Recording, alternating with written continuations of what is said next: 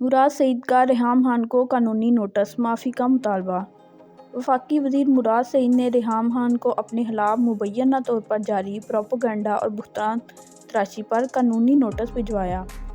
کہتے ہیں کہ ریحام خان 14 روز میں تحریری معافی مانگے، بصورت دیگر 1 ارب روپے ہرجانے کا مقدمہ دائر کروں گا۔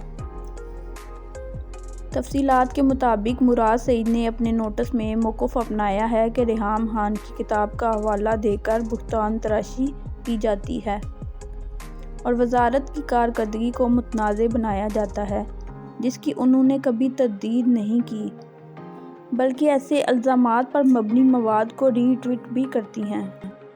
دیے گئے نوٹس میں ریحام خان سے 14 روز میں وضاحت اور معافی مانگی گئی ہے، جبکہ ایسا نہ کرنے کی صورت میں عدالت سے سخت سزا اور 1 ارب ہرجانہ ادا کرنے کا کہا گیا ہے۔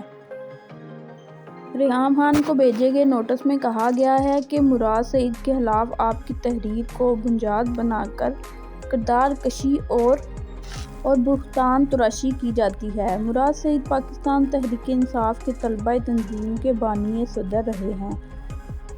انہوں نے پورے پاکستان میں انصاف یوتھ ونگ کو منظم کیا اور ججز بحالی تحریک، ڈرون حملوں کے خلاف مہم، دہشت گردی کے خلاف اور دیگر تحریکوں اور عوامی ایشوز میں بڑھ چڑھ کر حصہ لیا۔